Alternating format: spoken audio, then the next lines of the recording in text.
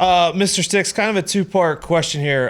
Pat keeps asking me, and the callers ask, and I'm wondering myself. It's after Mike Tomlin's pro day tour and all the visits and stuff like that. It seems like quarterback, and then we had a huge move this morning on FanDuel. Desmond Ridder jumped up quite a bit to be the first quarterback overall taken. Is there rumors going around that Ridder's stock is on the rise?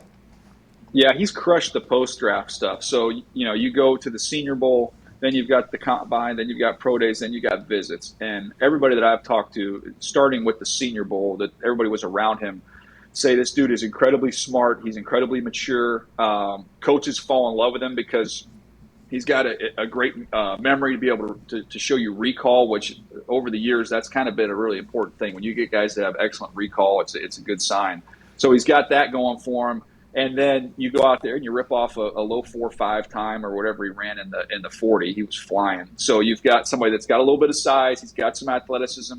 He's incredibly smart, mature, tough. Now, on the tape, when I watched the tape, I did not see somebody I thought was a first-round player.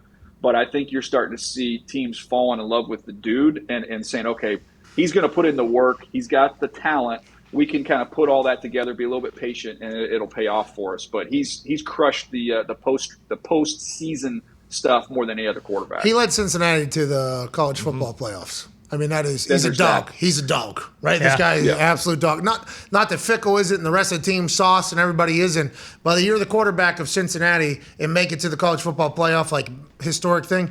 I assume you got a little bit of shit to you, which was probably coming through in a lot of these conversations throughout the combine. No doubt. He's been impressive, dude. He's been impressive. The only thing I'd add to that, Pat, dude, there's a crap ton of Cincinnati dudes in this draft, man. That was not – I always used to laugh, when Boise would have those good teams and the media would frame it as the little engine that could, and they beat the big bad. And I'm like, dude, they got 7 draftable players on their team. This is not a bunch of Johnny Tryhards out there. These are real NFL dudes, and Cincinnati has a bunch. They have an indoor facility, and what we're learning is the Bengals are also building one. Did you hear that?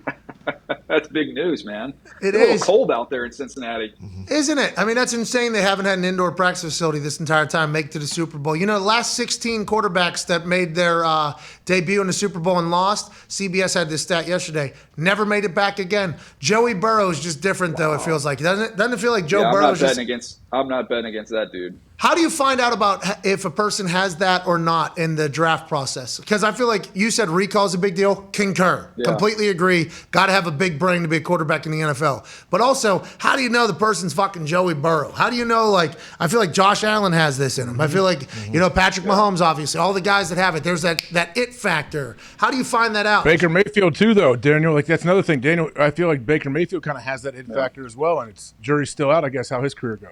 I guess. Yeah, no, I think what I would say, that's a great call, AJ. I would say I don't know many great quarterbacks that don't have that. So I think it's kind of that gets you into the conversation. That's kind of like a prerequisite. You've got to have that. Then once you pass that test, then you can go into some of the other traits and skills and abilities that you like to possess. But yeah, Baker completely has that. But, a lot of it's just talking to guys around him. The thing about Burrow is you just heard about how crazy competitive he was. I mean, you even saw some of the videos at Ohio State with him and some of the tug-of-war stuff. He's just a maniac.